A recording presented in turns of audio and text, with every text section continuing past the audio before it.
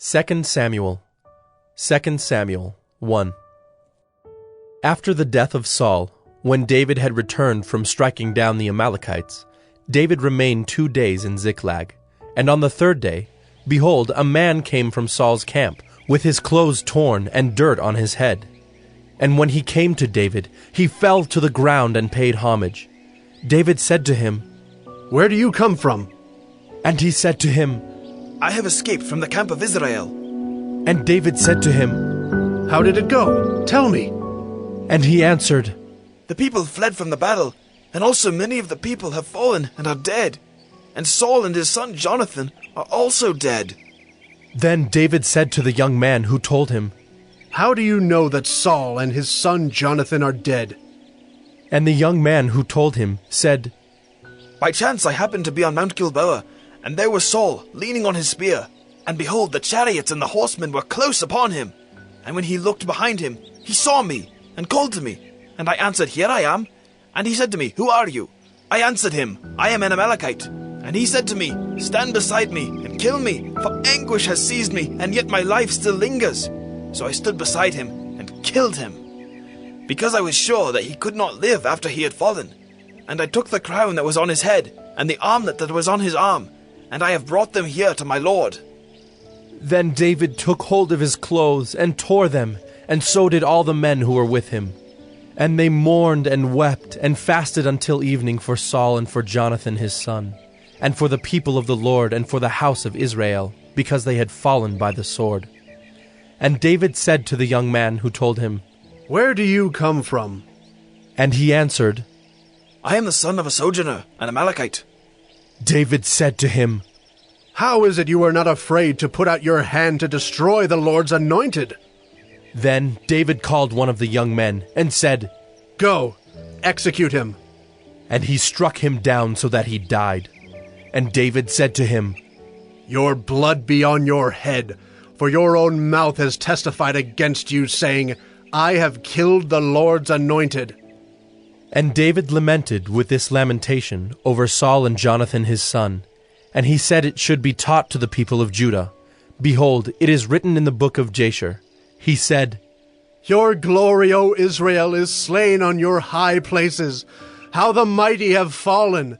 Tell it not in Gath, publish it not in the streets of Ashkelon, lest the daughters of the Philistines rejoice, lest the daughters of the uncircumcised exult. You mountains of Gilboa, let there be no dew or rain upon you, nor fields of offerings. For there the shield of the mighty was defiled, the shield of Saul, not anointed with oil. From the blood of the slain, from the fat of the mighty, the bow of Jonathan turned not back, and the sword of Saul returned not empty. Saul and Jonathan, beloved and lovely, in life and in death they were not divided. They were swifter than eagles, they were stronger than lions. You daughters of Israel, weep over Saul, who clothed you luxuriously in scarlet, who put ornaments of gold on your apparel. How the mighty have fallen in the midst of the battle! Jonathan lies slain on your high places. I am distressed for you, my brother Jonathan. Very pleasant have you been to me. Your love to me was extraordinary, surpassing the love of women. How the mighty have fallen, and the weapons of war perished." 2 Samuel 2. After this, David inquired of the Lord, "Shall I go up into any of the cities of Judah?" And the Lord said to him, "Go up." David said, "To which shall I go up?" And he said, "To Hebron." So David went up there, and his 2 wives also, Ahinoam of Jezreel, and Abigail the widow of Nabal of Carmel. And David brought up his men who were with him, every one with his household, and they lived in the towns of Hebron. And the men of Judah came, and there they anointed David king over the house of Judah.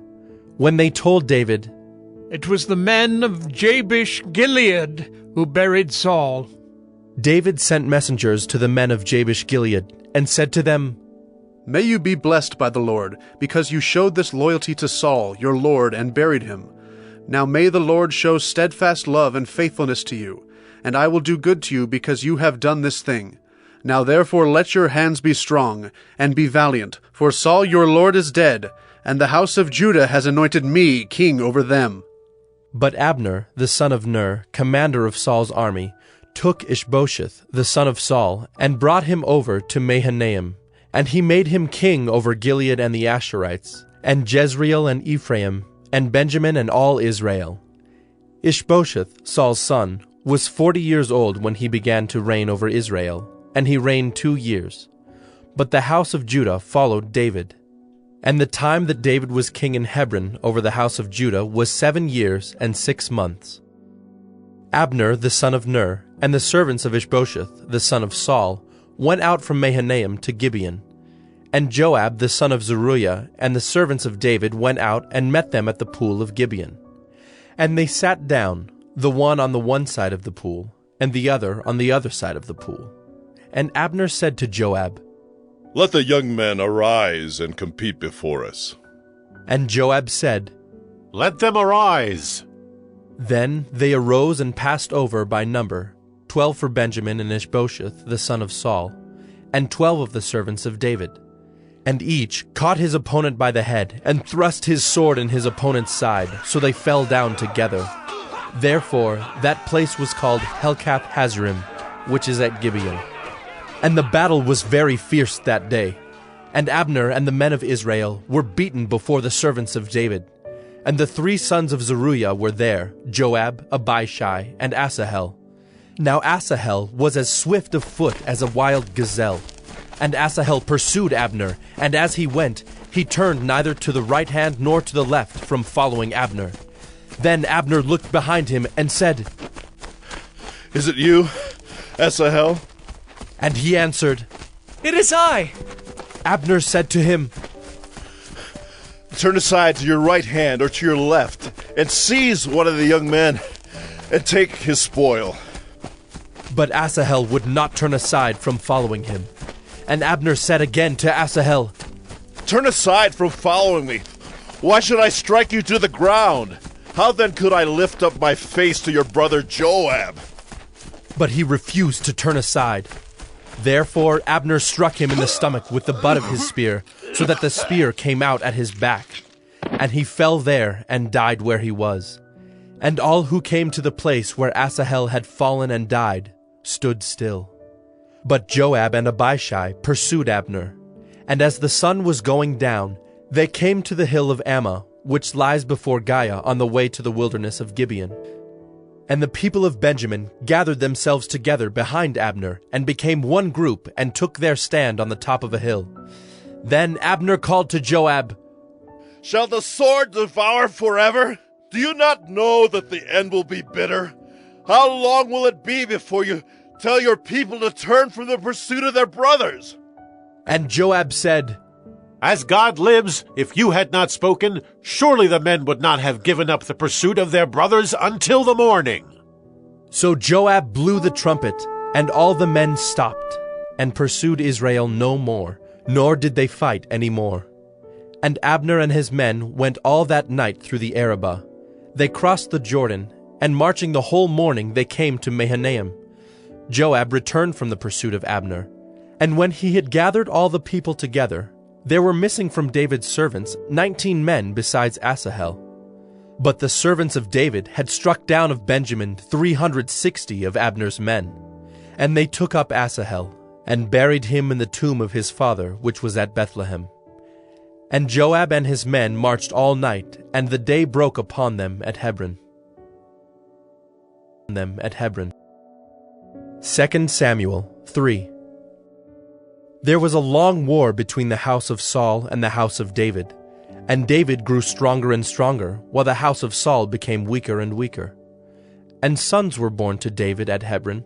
His firstborn was Amnon of Ahinoam of Jezreel, and his second, Chileab of Abigail the widow of Nabal of Carmel, and the third, Absalom the son of Maacah the daughter of Talmai king of Geshur, and the fourth, Adonijah the son of Haggith, and the 5th Shephatiah the son of Abital, and the 6th Ithream of Eglah, David's wife. These were born to David in Hebron. While there was war between the house of Saul and the house of David, Abner was making himself strong in the house of Saul. Now Saul had a concubine whose name was Rizpah, the daughter of Aiah. And Ishbosheth said to Abner, "Why have you gone into my father's concubine?" Then Abner was very angry over the words of Ishbosheth, and said, Am I a dog's head of Judah? To this day I keep showing steadfast love to the house of Saul your father, to his brothers and to his friends, and have not given you into the hand of David. And yet you charge me today with a fault concerning a woman.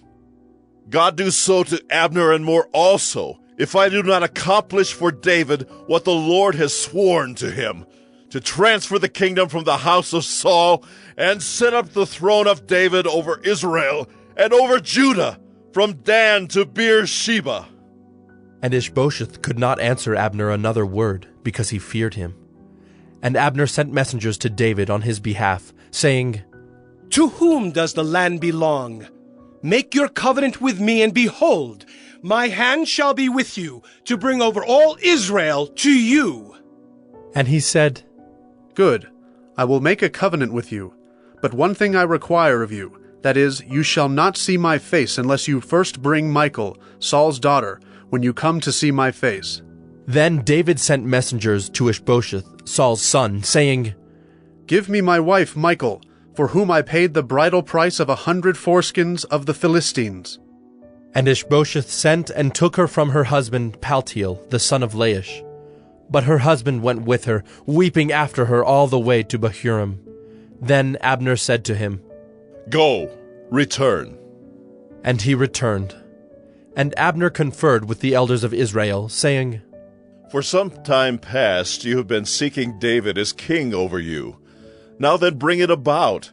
For the Lord has promised David, saying, By the hand of my servant David I will save my people Israel from the hand of the Philistines, and from the hand of all their enemies. Abner also spoke to Benjamin. And then Abner went to tell David at Hebron all that Israel and the whole house of Benjamin thought good to do. When Abner came with 20 men to David at Hebron, David made a feast for Abner and the men who were with him. And Abner said to David, I will arise and go, and will gather all Israel to my lord the king, that they may make a covenant with you, and that you may reign over all that your heart desires. So David sent Abner away, and he went in peace. Just then the servants of David arrived with Joab from a raid, bringing much spoil with them. But Abner was not with David at Hebron, for he had sent him away, and he had gone in peace. When Joab and all the army that was with him came, it was told Joab, Abner the son of Ner came to the king, and he has let him go, and he has gone in peace. Then Joab went to the king and said, What have you done? Behold, Abner came to you. Why is it that you have sent him away so that he is gone?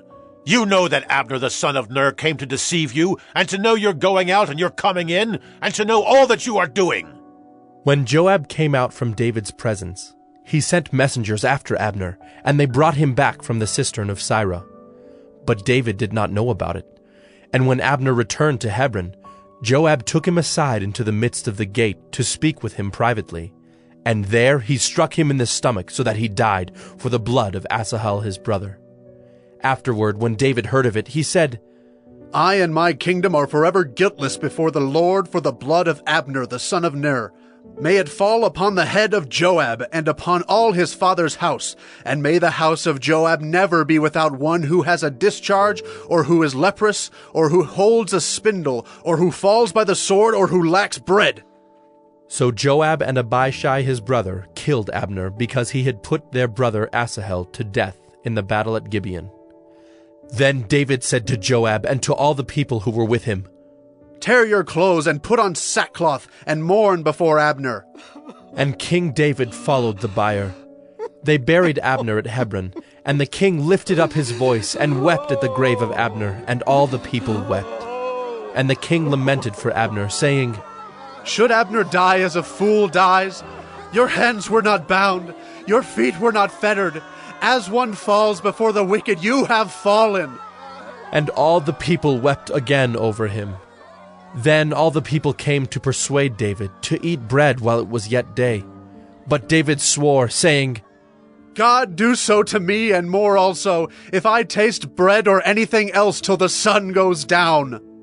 And all the people took notice of it, and it pleased them, as everything that the king did pleased all the people. So all the people and all Israel understood that day that it had not been the king's will to put to death Abner the son of Ner. And the king said to his servants, Do you not know that a prince and a great man has fallen this day in Israel? And I was gentle today, though anointed king. These men, the sons of Zeruiah, are more severe than I. The Lord repay the evildoer according to his wickedness. His wicked. 2 Samuel 4. When Ishbosheth, Saul's son, heard that Abner had died at Hebron, his courage failed, and all Israel was dismayed. Now Saul's son had 2 men who were captains of raiding bands. The name of the one was Baanah, and the name of the other Rechab, sons of Rimmon, a man of Benjamin from Beeroth, for Beeroth also is counted part of Benjamin. The Beerothites fled to Gittaim and have been sojourners there to this day. Jonathan the son of Saul had a son who was crippled in his feet. He was 5 years old when the news about Saul and Jonathan came from Jezreel, and his nurse took him up and fled. And as she fled in her haste, he fell and became lame. And his name was Mephibosheth.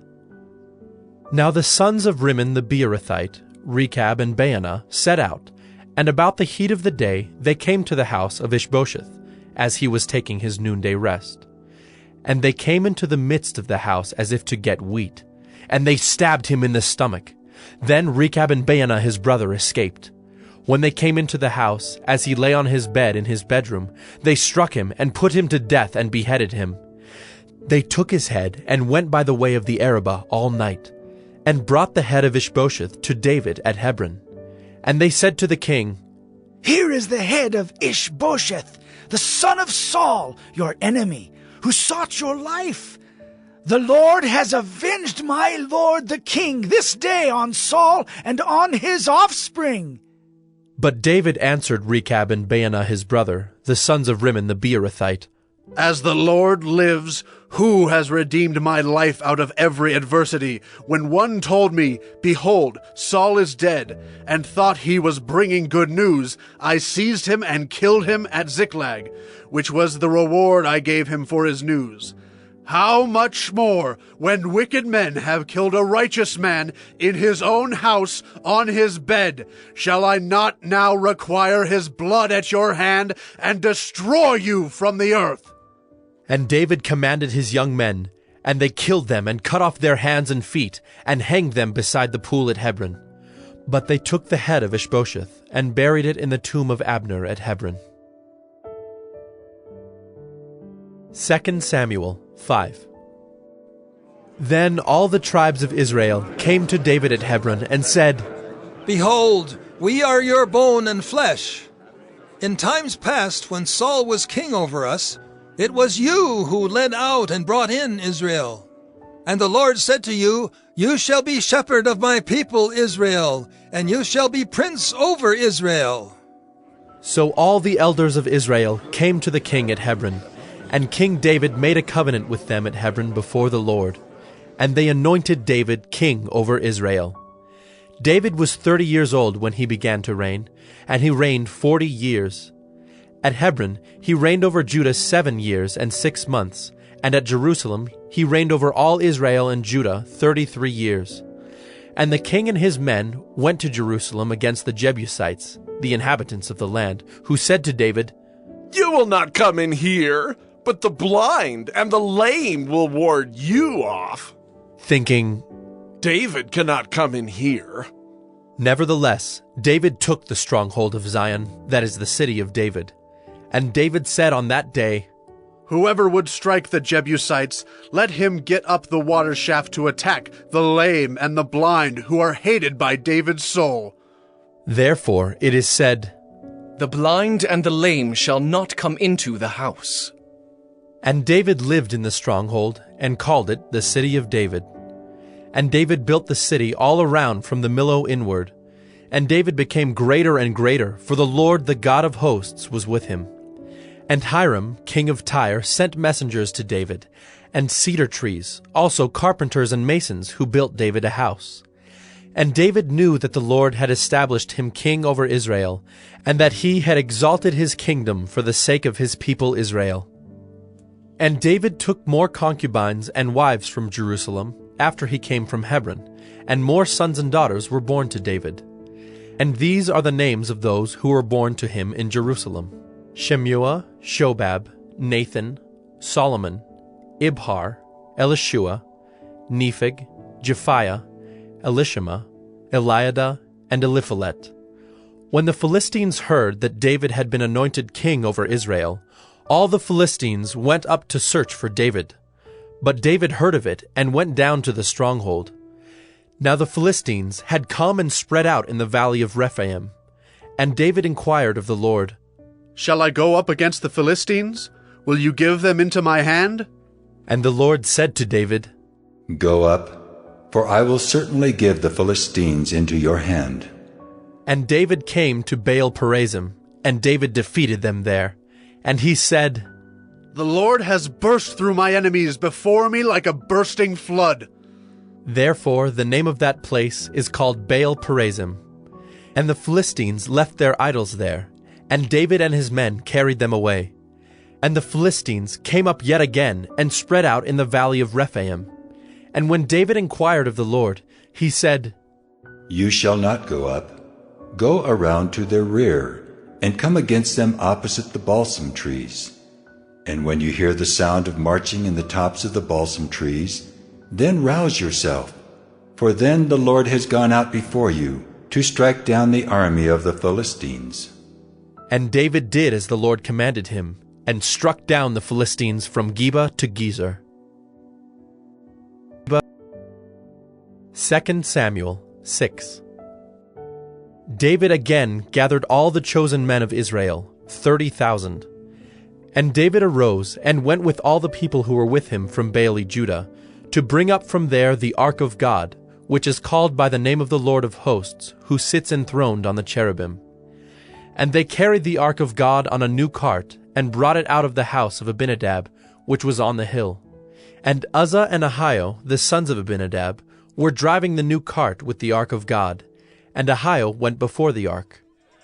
And David and all the house of Israel were making merry before the Lord, with songs and lyres and harps, and tambourines and castanets and cymbals.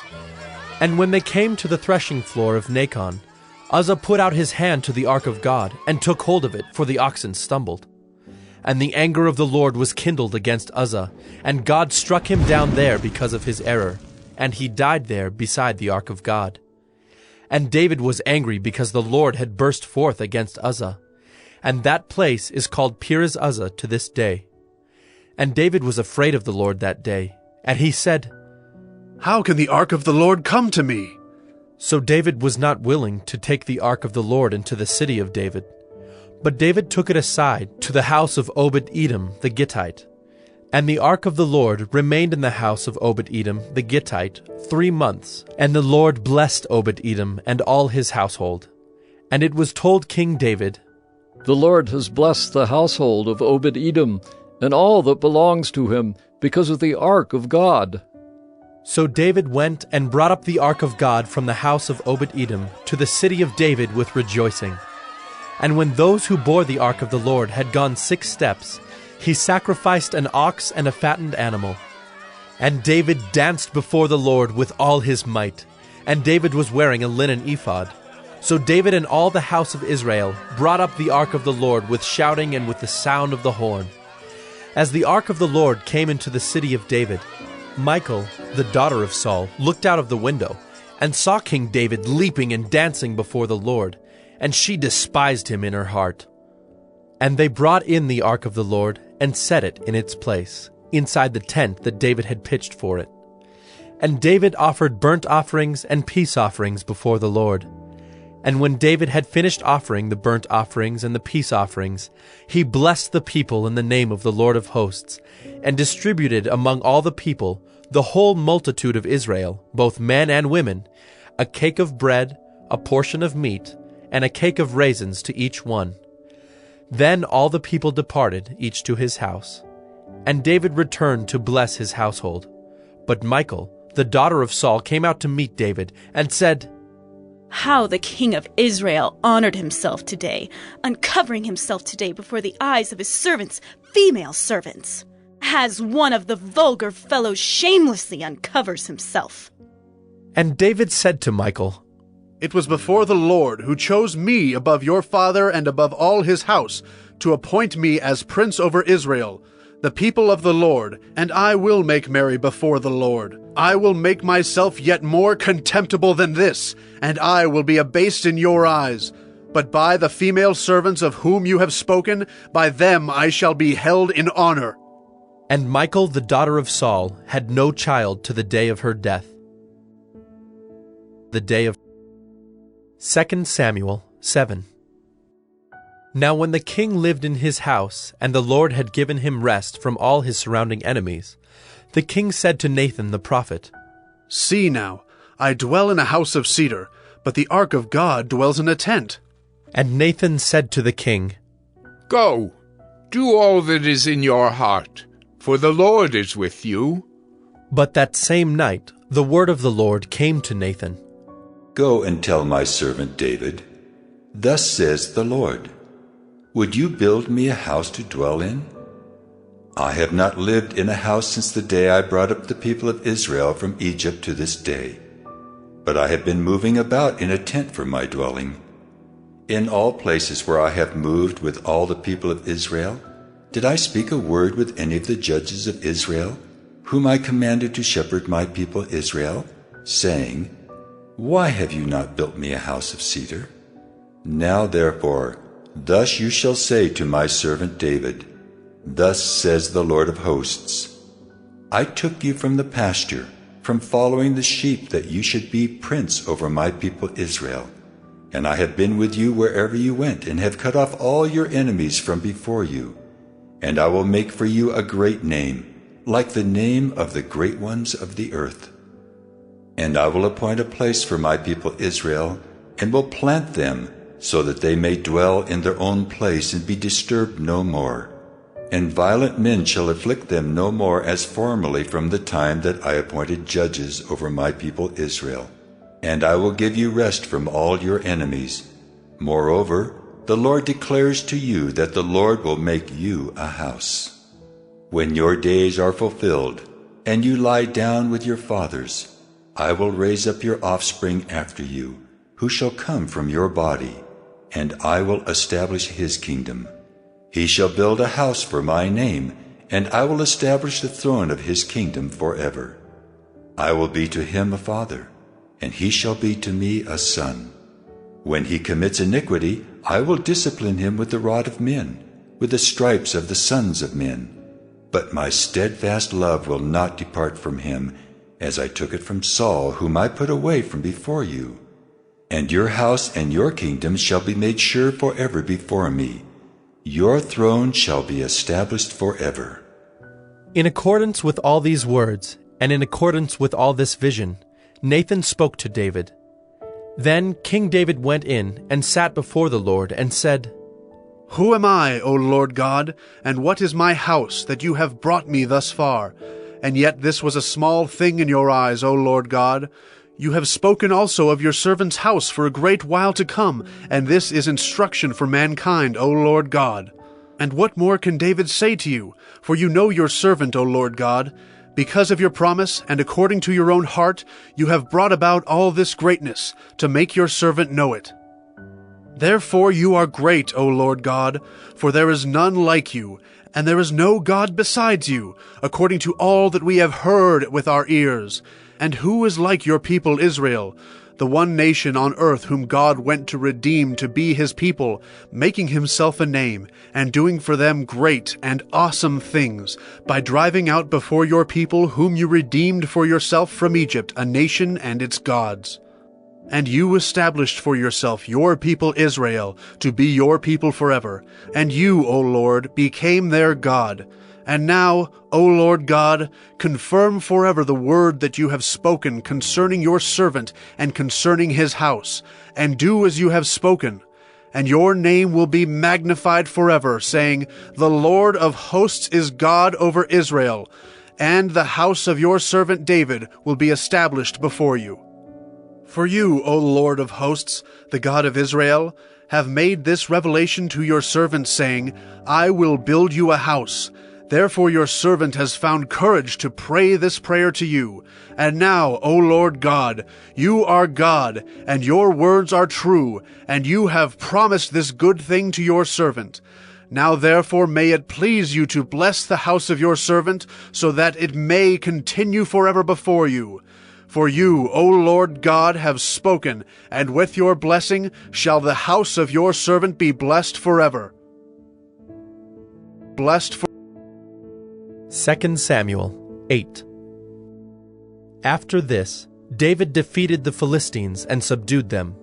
And David took Metheg-Ammah out of the hand of the Philistines.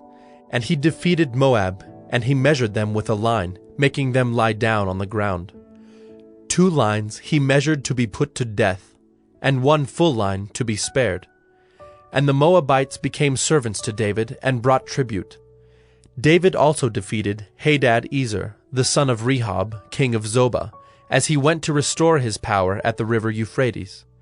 And David took from him 1,700 horsemen, and 20,000 foot soldiers.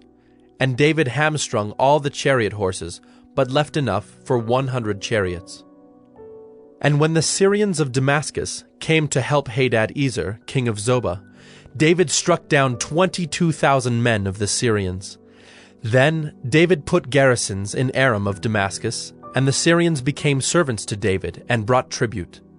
And the Lord gave victory to David wherever he went. And David took the shields of gold that were carried by the servants of Hadad-ezer, and brought them to Jerusalem. And from Betah and from Berothai, cities of Hadad-ezer, King David took very much bronze. When Toi, king of Hamath, heard that David had defeated the whole army of Hadad-ezer, Toi sent his son Joram to King David to ask about his health and to bless him, because he had fought against Hadad-ezer and defeated him. For Hadad-ezer had often been at war with Toi. And Joram brought with him articles of silver, of gold, and of bronze.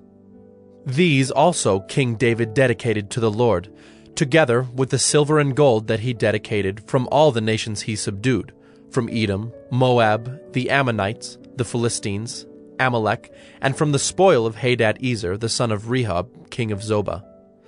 And David made a name for himself when he returned from striking down 18,000 Edomites in the valley of Salt. Then he put garrisons in Edom. Throughout all Edom he put garrisons, and all the Edomites became David's servants. And the Lord gave victory to David wherever he went. So David reigned over all Israel, and David administered justice and equity to all his people. Joab, the son of Zeruiah, was over the army, and Jehoshaphat, the son of Ahilud, was recorder. And Zadok, the son of Ahitub, and Ahimelech, the son of Abiathar, were priests. And Seraiah was secretary. And Benaiah, the son of Jehoiada, was over the Kerethites and the Pelethites. And David's sons were priests. 2 Samuel 9. And David said, Is there still anyone left of the house of Saul, that I may show him kindness for Jonathan's sake? Now there was a servant of the house of Saul, whose name was Ziba, and they called him to David. And the king said to him, Are you Ziba? And he said, I am your servant. And the king said, Is there not still someone of the house of Saul, that I may show the kindness of God to him? Ziba said to the king, There is still a son of Jonathan. He is crippled in his feet. The king said to him, Where is he? And Ziba said to the king, He is in the house of Machir, the son of Ammiel, at Lo-debar. Then King David sent and brought him from the house of Machir, the son of Ammiel, at Lo-debar. And Mephibosheth, the son of Jonathan, son of Saul, came to David and fell on his face and paid homage. And David said, Mephibosheth. And he answered, Behold, I am your servant. And David said to him, Do not fear, for I will show you kindness for the sake of your father Jonathan, and I will restore to you all the land of Saul your father, and you shall eat at my table always. And he paid homage and said, What is your servant, that you should show regard for a dead dog such as I? Then the king called Ziba, Saul's servant, and said to him, All that belonged to Saul and to all his house I have given to your master's grandson. And you and your sons and your servants shall till the land for him and shall bring in the produce, that your master's grandson may have bread to eat. But Mephibosheth, your master's grandson, shall always eat at my table. Now Ziba had 15 sons and 20 servants. Then Ziba said to the king, According to all that my lord the king commands his servant, so will your servant do. So Mephibosheth ate at David's table like one of the king's sons.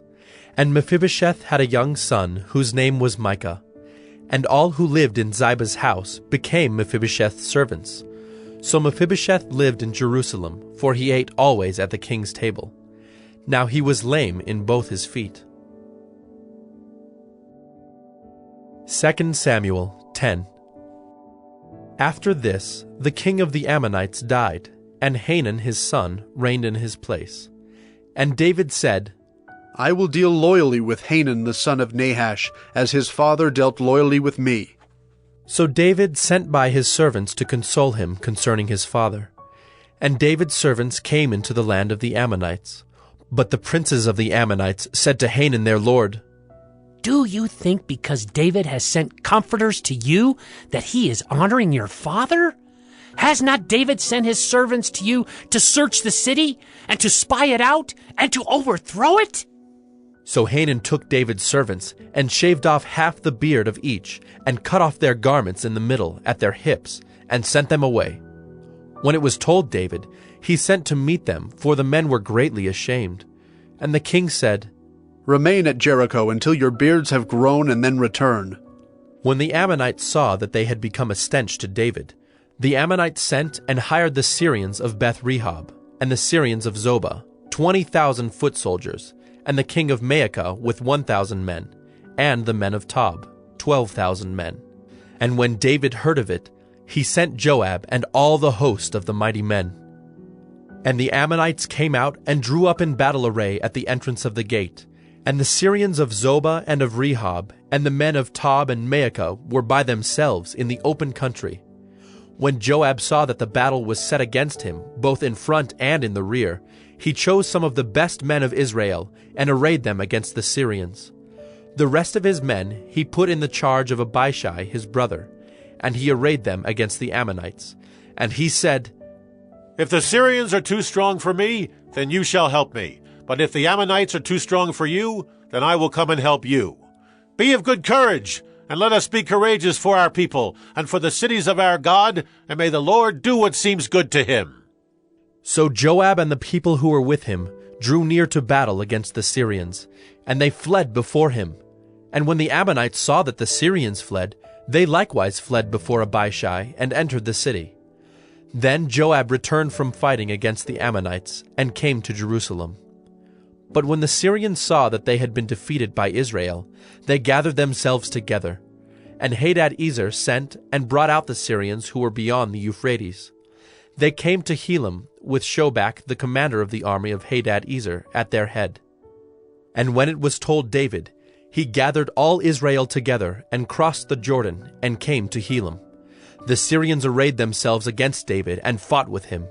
And the Syrians fled before Israel, and David killed of the Syrians the men of 700 chariots, and 40,000 horsemen, and wounded Shobach the commander of their army, so that he died there.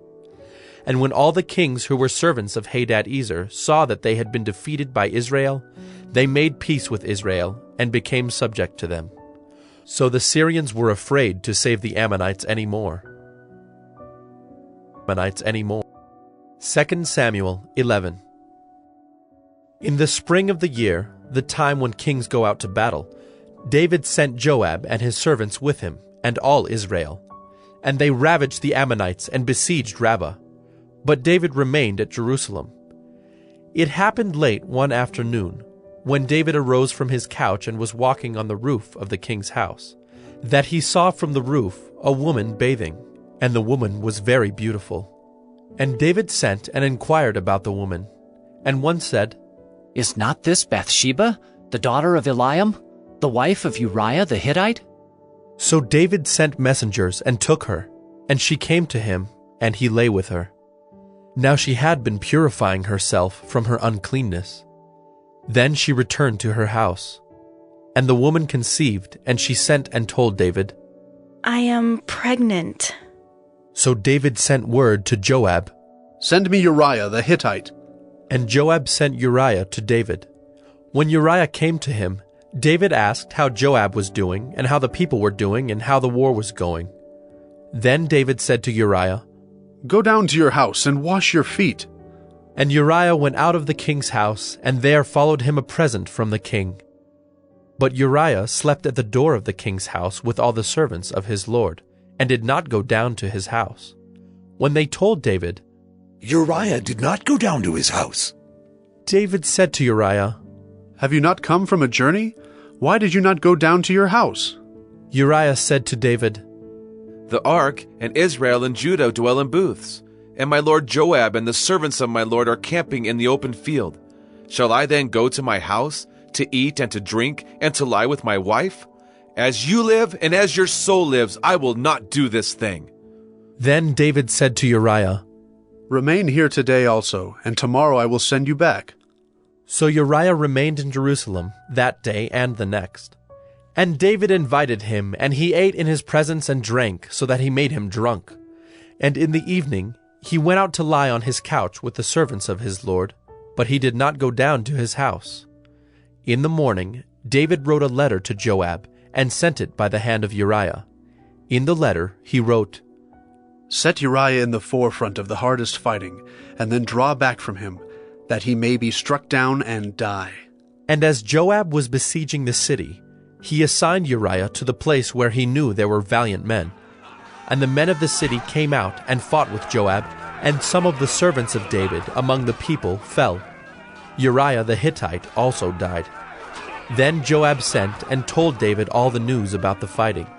And he instructed the messenger, When you have finished telling all the news about the fighting to the king, then, if the king's anger rises, and if he says to you, Why did you go so near the city to fight? Did you not know that they would shoot from the wall? Who killed Abimelech, the son of Jerubasheth? Did not a woman cast an upper millstone on him from the wall, so that he died at Thebez? Why did you go so near the wall? Then you shall say, Your servant Uriah the Hittite is dead also. So the messenger went and came and told David all that Joab had sent him to tell. The messenger said to David, The men gained an advantage over us and came out against us in the field, but we drove them back to the entrance of the gate. Then the archers shot at your servants from the wall. Some of the king's servants are dead, and your servant Uriah the Hittite is dead also. David said to the messenger, Thus shall you say to Joab, Do not let this matter trouble you, for the sword devours now one and now another. Strengthen your attack against the city and overthrow it, and encourage him. When the wife of Uriah heard that Uriah her husband was dead, she lamented over her husband. And when the mourning was over, David sent and brought her to his house, and she became his wife, and bore him a son. But the thing that David had done displeased the Lord. 2 Samuel 12. And the Lord sent Nathan to David. He came to him and said to him, There were 2 men in a certain city, the one rich and the other poor. The rich man had very many flocks and herds, but the poor man had nothing but one little ewe lamb, which he had bought. And he brought it up, and it grew up with him and with his children. It used to eat of his morsel and drink from his cup and lie in his arms, and it was like a daughter to him. Now there came a traveler to the rich man, and he was unwilling to take one of his own flock or herd to prepare for the guest who had come to him. But he took the poor man's lamb and prepared it for the man who had come to him. Then David's anger was greatly kindled against the man, and he said to Nathan, As the Lord lives, the man who has done this deserves to die, and he shall restore the lamb fourfold because he did this thing, and because he had no pity. Nathan said to David, You are the man. Thus says the Lord, the God of Israel. I anointed you king over Israel, and I delivered you out of the hand of Saul. And I gave you your master's house and your master's wives into your arms, and gave you the house of Israel and of Judah. And if this were too little, I would add to you as much more. Why have you despised the word of the Lord, to do what is evil in his sight? You have struck down Uriah the Hittite with the sword, and have taken his wife to be your wife, and have killed him with the sword of the Ammonites. Now, therefore, the sword shall never depart from your house, because you have despised me, and have taken the wife of Uriah the Hittite to be your wife. Thus says the Lord, Behold, I will raise up evil against you out of your own house, and I will take your wives before your eyes, and give them to your neighbor, and he shall lie with your wives in the sight of this sun, for you did it secretly. But I will do this thing before all Israel and before the sun. David said to Nathan, I have sinned against the Lord. And Nathan said to David, The Lord also has put away your sin. You shall not die. Nevertheless, because by this deed you have utterly scorned the Lord, the child who is born to you shall die. Then Nathan went to his house. And the Lord afflicted the child that Uriah's wife bore to David, and he became sick. David therefore sought God on behalf of the child, and David fasted and went in and lay all night on the ground. And the elders of his house stood beside him to raise him from the ground, but he would not, nor did he eat food with them. On the 7th day the child died. And the servants of David were afraid to tell him that the child was dead, for they said, Behold, while the child was yet alive, we spoke to him, and he did not listen to us. How then can we say to him, The child is dead? He may do himself some harm. But when David saw that his servants were whispering together, David understood that the child was dead. And David said to his servants, Is the child dead? They said, He is dead. Then David arose from the earth, and washed and anointed himself, and changed his clothes. And he went into the house of the Lord, and worshipped. He then went to his own house, and when he asked, they set food before him, and he ate. Then his servant said to him, What is this thing that you have done? You fasted and wept for the child while he was alive, but when the child died, you arose and ate food. He said, While the child was still alive, I fasted and wept, for I said, Who knows whether the Lord will be gracious to me, that the child may live? But now he is dead. Why should I fast? Can I bring him back again? I shall go to him, but he will not return to me. Then David comforted his wife Bathsheba, and went in to her and lay with her. And she bore a son, and he called his name Solomon. And the Lord loved him, and sent a message by Nathan the prophet.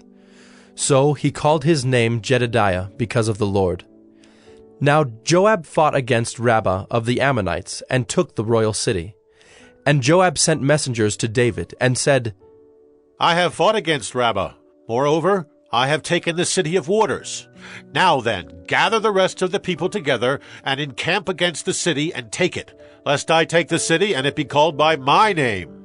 So David gathered all the people together, and went to Rabbah, and fought against it, and took it. And he took the crown of their king from his head. The weight of it was a talent of gold, and in it was a precious stone, and it was placed on David's head. And he brought out the spoil of the city, a very great amount. And he brought out the people who were in it, and set them to labor with saws and iron picks and iron axes, and made them toil at the brick kilns. And thus he did to all the cities of the Ammonites. Then David and all the people returned to Jerusalem. 2 Samuel 13. Now Absalom, David's son, had a beautiful sister, whose name was Tamar. And after a time, Amnon, David's son, loved her. And Amnon was so tormented that he made himself ill because of his sister Tamar, for she was a virgin, and it seemed impossible to Amnon to do anything to her. But Amnon had a friend, whose name was Jonadab, the son of Shimeah, David's brother. And Jonadab was a very crafty man. And he said to him, "O son of the king, why are you so haggard morning after morning? Will you not tell me?" Amnon said to him, "I love Tamar, my brother Absalom's sister." Jonadab said to him, "Lie down on your bed and pretend to be ill, and when your father comes to see you, say to him, 'Let my sister Tamar come and give me bread to eat, and prepare the food in my sight, that I may see it and eat it from her hand.'" So Amnon lay down and pretended to be ill. And when the king came to see him, Amnon said to the king, "Please, let my sister Tamar come and make a couple of cakes in my sight, that I may eat from her hand." Then David sent home to Tamar, saying, "Go to your brother Amnon's house and prepare food for him." So Tamar went to her brother Amnon's house, where he was lying down. And she took dough and kneaded it, and made cakes in his sight, and baked the cakes. And she took the pan and emptied it out before him, but he refused to eat. And Amnon said, "Send out everyone from me." So everyone went out from him. Then Amnon said to Tamar, "Bring the food into the chamber, that I may eat from your hand." And Tamar took the cakes she had made, and brought them into the chamber to Amnon her brother. But when she brought them near him to eat, he took hold of her and said to her, "Come, lie with me, my sister."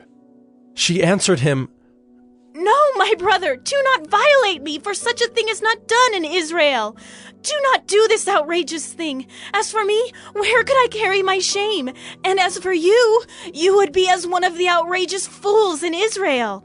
Now therefore, please, speak to the king, for he will not withhold me from you." But he would not listen to her, and being stronger than she, he violated her and lay with her. Then Amnon hated her with very great hatred, so that the hatred with which he hated her was greater than the love with which he had loved her. And Amnon said to her, "Get up! Go!" But she said to him, "No, my brother, for this wrong in sending me away is greater than the other that you did to me." But he would not listen to her. He called the young man who served him and said, "Put this woman out of my presence and bolt the door after her." Now she was wearing a long robe with sleeves, for thus were the virgin daughters of the king dressed. So his servant put her out and bolted the door after her. And Tamar put ashes on her head, and tore the long robe that she wore. And she laid her hand on her head, and went away, crying aloud as she went. And her brother Absalom said to her, "Has Amnon your brother been with you? Now hold your peace, my sister. He is your brother. Do not take this to heart." So Tamar lived a desolate woman in her brother Absalom's house. When King David heard of all these things, he was very angry. But Absalom spoke to Amnon, neither good nor bad. For Absalom hated Amnon, because he had violated his sister Tamar. After 2 full years, Absalom had sheep shearers at Baal Hazor, which is near Ephraim. And Absalom invited all the king's sons. And Absalom came to the king and said, "Behold, your servant has sheep shears. Please let the king and his servants go with your servant." But the king said to Absalom, "No, my son, let us not all go, lest we be burdensome to you." He pressed him, but he would not go, but gave him his blessing. Then Absalom said, If not, please let my brother Amnon go with us. And the king said to him, Why should he go with you? But Absalom pressed him until he let Amnon and all the king's sons go with him. Then Absalom commanded his servants, Mark when Amnon's heart is merry with wine, and when I say to you, strike Amnon, then kill him. Do not fear, have I not commanded you? Be courageous and be valiant. So the servants of Absalom did to Amnon as Absalom had commanded. Then all the king's sons arose, and each mounted his mule and fled. While they were on the way, news came to David. Absalom has struck down all the king's sons, and not one of them is left. Then the king arose and tore his garments and lay on the earth. And all his servants who were standing by tore their garments. But Jonadab, the son of Shimeah, David's brother, said, Let not my lord suppose that they have killed all the young men, the king's sons, for Amnon alone is dead. For by the command of Absalom, this has been determined from the day he violated his sister Tamar.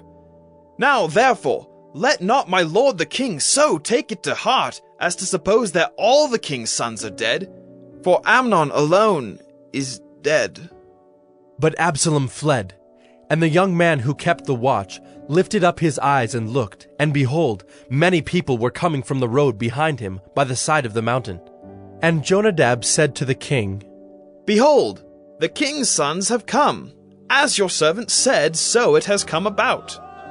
And as soon as he had finished speaking, behold, the king's sons came and lifted up their voice and wept. And the king also, and all his servants, wept very bitterly. But Absalom fled, and went to Talmai, the son of Ammihud, king of Geshur. And David mourned for his son day after day.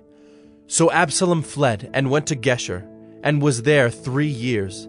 And the spirit of the king longed to go out to Absalom, because he was comforted about Amnon, since he was dead. 2 Samuel 14. Now Joab, the son of Zeruiah, knew that the king's heart went out to Absalom. And Joab sent to Tekoa, and brought from there a wise woman, and said to her, Pretend to be a mourner, and put on mourning garments. Do not anoint yourself with oil, but behave like a woman who has been mourning many days for the dead. Go to the king, and speak thus to him. So Joab put the words in her mouth. When the woman of Tekoa came to the king, she fell on her face to the ground and paid homage, and said, Save me, O king. And the king said to her, What is your trouble? She answered, Alas, I am a widow. My husband is dead. And your servant had 2 sons, and they quarreled with one another in the field. There was no one to separate them. And one struck the other and killed him.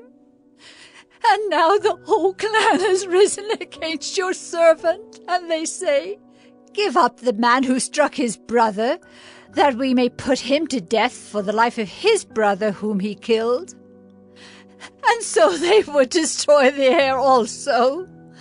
Thus they would quench my coal that is left, and leave to my husband neither name nor remnant on the face of the earth. Then the king said to the woman, Go to your house, and I will give orders concerning you. And the woman of Tekoa said to the king, On me be the guilt, my lord the king, and on my father's house. Let the king and his throne be guiltless. The king said, If anyone says anything to you, bring him to me, and he shall never touch you again. Then she said, Please let the king invoke the Lord your God, that the avenger of blood kill no more, and my son be not destroyed. He said, As the Lord lives, not one hair of your son shall fall to the ground. Then the woman said, Please let your servant speak a word to my lord the king. He said, Speak. And the woman said, Why then have you planned such a thing against the people of God? For in giving this decision the king convicts himself, inasmuch as the king does not bring his banished one home again. We must all die. We are like water spilled on the ground, which cannot be gathered up again. But God will not take away life, and he devises means so that the banished one will not remain an outcast. Now I have come to say this to my lord, the king, because the people have made me afraid. And your servant thought, I will speak to the king. It may be that the king will perform the request of his servant. For the king will hear and deliver his servant from the hand of the man who would destroy me, and my son together from the heritage of God. And your servant thought, the word of my lord the king will set me at rest. For my lord the king is like the angel of God to discern good and evil. The Lord your God be with you. Then the king answered the woman, Do not hide from me anything I ask you. And the woman said, Let my lord the king speak. The king said, Is the hand of Joab with you in all this? The woman answered and said, As surely as you live, my lord the king, one cannot turn to the right hand or to the left from anything that my lord the king has said. It was your servant Joab who commanded me. It was he who put all these words in the mouth of your servant. In order to change the course of things, your servant Joab did this. But my lord has wisdom like the wisdom of the angel of God, to know all things that are on the earth. Then the king said to Joab, Behold now, I grant this. Go, bring back the young man Absalom. And Joab fell on his face to the ground, and paid homage, and blessed the king. And Joab said, Today your servant knows that I have found favor in your sight, my lord the king, in that the king has granted the request of his servant. So Joab arose and went to Geshur and brought Absalom to Jerusalem. And the king said, Let him dwell apart in his own house. He is not to come into my presence. So Absalom lived apart in his own house, and did not come into the king's presence. Now in all Israel there was no one so much to be praised for his handsome appearance as Absalom. From the sole of his foot to the crown of his head there was no blemish in him. And when he cut the hair of his head, for at the end of every year he used to cut it, when it was heavy on him he cut it, he weighed the hair of his head, 200 shekels by the king's weight. There were born to Absalom 3 sons, and 1 daughter, whose name was Tamar. She was a beautiful woman. So Absalom lived 2 full years in Jerusalem without coming into the king's presence. Then Absalom sent for Joab to send him to the king, but Joab would not come to him. And he sent a second time, but Joab would not come. Then he said to his servants, See, Joab's field is next to mine, and he has barley there. Go and set it on fire. So Absalom's servants set the field on fire. Then Joab arose and went to Absalom at his house, and said to him, Why have your servants set my field on fire? Absalom answered Joab, Behold, I send word to you. Come here that I may send you to the king to ask, Why have I come from Geshur? It would be better for me to be there still. Now therefore let me go into the presence of the king, and if there is guilt in me, let him put me to death. Then Joab went to the king and told him, and he summoned Absalom. So he came to the king, and bowed himself on his face to the ground before the king. And the king kissed Absalom. 2 Samuel 15. After this, Absalom got himself a chariot and horses, and 50 men to run before him. And Absalom used to rise early and stand beside the way of the gate. And when any man had a dispute to come before the king for judgment, Absalom would call to him and say, From what city are you? And when he said, Your servant is of such and such a tribe in Israel, Absalom would say to him, See, your claims are good and right, but there is no man designated by the king to hear you. Then Absalom would say, Oh, that I were judge in the land. Then every man with a dispute or cause might come to me, and I would give him justice. And whenever a man came near to pay homage to him, he would put out his hand and take hold of him and kiss him. Thus Absalom did to all of Israel who came to the king for judgment. So Absalom stole the hearts of the men of Israel. And at the end of 4 years, Absalom said to the king, Please let me go and pay my vow, which I have vowed to the Lord in Hebron. For your servant vowed a vow while I lived at Geshur in Aram, saying, If the Lord will indeed bring me back to Jerusalem, then I will offer worship to the Lord. The king said to him, Go in peace. So he arose and went to Hebron. But Absalom sent secret messengers throughout all the tribes of Israel, saying, As soon as you hear the sound of the trumpet, then say, Absalom is king at Hebron. With Absalom went 200 men from Jerusalem who were invited guests, and they went in their innocence and knew nothing. And while Absalom was offering the sacrifices, he sent for Ahithophel the Gilonite, David's counselor, from his city Gilo. And the conspiracy grew strong, and the people with Absalom kept increasing. And a messenger came to David, saying, The hearts of the men of Israel have gone after Absalom. Then David said to all his servants who were with him at Jerusalem, Arise, and let us flee, or else there will be no escape for us from Absalom. Go quickly, lest he overtake us quickly and bring down ruin on us and strike the city with the edge of the sword. And the king's servant said to the king, Behold, your servants are ready to do whatever my lord the king decides. So the king went out and all his household after him. And the king left 10 concubines to keep the house. And the king went out and all the people after him, and they halted at the last house. And all his servants passed by him, and all the Kerethites, and all the Pelethites, and all the 600 Gittites who had followed him from Gath, passed on before the king. Then the king said to Ittai the Gittite, Why do you also go with us? Go back and stay with the king, for you are a foreigner, and also an exile from your home. You came only yesterday, and shall I today make you wander about with us? Since I go, I know not where.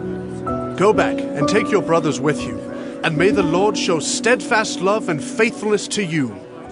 But Ittai answered the king, As the Lord lives, and as my lord the king lives, wherever my lord the king shall be, whether for death or for life, there also will your servant be.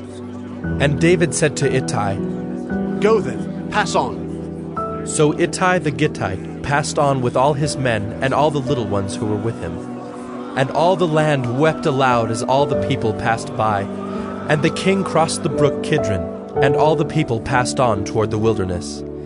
And Abiathar came up, and behold, Zadok came also with all the Levites, bearing the ark of the covenant of God. And they set down the ark of God until the people had all passed out of the city. Then the king said to Zadok, Carry the ark of God back into the city. If I find favor in the eyes of the Lord, he will bring me back and let me see both it and his dwelling place. But if he says, I have no pleasure in you, behold, here I am. Let him do to me what seems good to him. The king also said to Zadok the priest, Are you not a seer? Go back to the city in peace with your 2 sons, Ahimaaz your son, and Jonathan the son of Abiathar. See, I will wait at the fords of the wilderness until word comes from you to inform me. So Zadok and Abiathar carried the ark of God back to Jerusalem, and they remained there. But David went up the ascent of the Mount of Olives, weeping as he went, barefoot and with his head covered. And all the people who were with him covered their heads, and they went up weeping as they went. And it was told David, Ahithophel is among the conspirators with Absalom. And David said, O Lord, please turn the counsel of Ahithophel into foolishness. While David was coming to the summit, where God was worshipped, behold, Hushai the Archite came to meet him with his coat torn and dirt on his head. David said to him, If you go on with me, you will be a burden to me. But if you return to the city and say to Absalom, I will be your servant, O king, as I have been your father's servant in time past, so now I will be your servant. Then you will defeat for me the counsel of Ahithophel. Are not Zadok and Abiathar the priest with you there? So whatever you hear from the king's house, tell it to Zadok and Abiathar the priests. Behold, their 2 sons are with them there, Ahimaaz, Zadok's son, and Jonathan, Abiathar's son, and by them you shall send to me everything you hear. So Hushai, David's friend, came into the city, just as Absalom was entering Jerusalem. 2 Samuel 16. When David had passed a little beyond the summit, Ziba, the servant of Mephibosheth, met him, with a couple of donkeys saddled, bearing 200 loaves of bread, 100 bunches of raisins, 100 of summer fruits, and a skin of wine. And the king said to Ziba, Why have you brought these? Ziba answered, The donkeys are for the king's household to ride on, the bread and summer fruit for the young men to eat, and the wine for those who faint in the wilderness to drink. And the king said, And where is your master's son? Ziba said to the king, Behold, he remains in Jerusalem, for he said, Today the house of Israel will give me back the kingdom of my father. Then the king said to Ziba, Behold, all that belonged to Mephibosheth is now yours. And Ziba said, I pay homage. Let me ever find favor in your sight, my lord, the king. When King David came to Bahurim, there came out a man of the family of the house of Saul, whose name was Shimei, the son of Gera. And as he came, he cursed continually. And he threw stones at David and at all the servants of King David, and all the people and all the mighty men were on his right hand and on his left. And Shimei said as he cursed, Get out, you man of blood, you worthless man! The Lord has avenged on you all the blood of the house of Saul, in whose place you have reigned, and the Lord has given the kingdom into the hand of your son Absalom. See, your evil is on you, for you are a man of blood! Then Abishai the son of Zeruiah said to the king, Why should this dead dog curse my lord the king? Let me go over and take off his head. But the king said, What have I to do with you, you sons of Zeruiah? If he is cursing because the Lord has said to him, Curse David, who then shall say, Why have you done so? And David said to Abishai and to all his servants, Behold, my own son seeks my life. How much more now may this Benjaminite?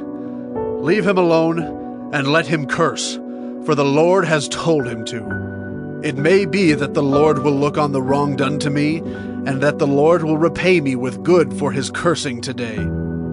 So David and his men went on the road, while Shimei went along on the hillside opposite him, and cursed as he went, and threw stones at him and flung dust. And the king and all the people who were with him arrived weary at the Jordan, and there he refreshed himself. Now Absalom and all the people, the men of Israel, came to Jerusalem, and Ahithophel with him. And when Hushai the Archite, David's friend, came to Absalom, Hushai said to Absalom, Long live the king! Long live the king! And Absalom said to Hushai, Is this your loyalty to your friend? Why did you not go with your friend? And Hushai said to Absalom, No, for whom the Lord and this people and all the men of Israel have chosen, his I will be, and with him I will remain. And again, whom should I serve? Should it not be his son? As I have served your father, so I will serve you. Then Absalom said to Ahithophel, Give your counsel, what shall we do? Ahithophel said to Absalom, Go into your father's concubines, whom he has left to keep the house, and all Israel will hear that you have made yourself a stench to your father, and the hands of all who are with you will be strengthened. So they pitched a tent for Absalom on the roof.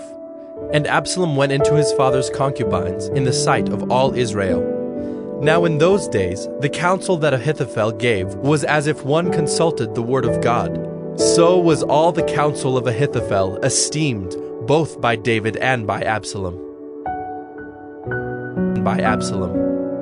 2 Samuel 17.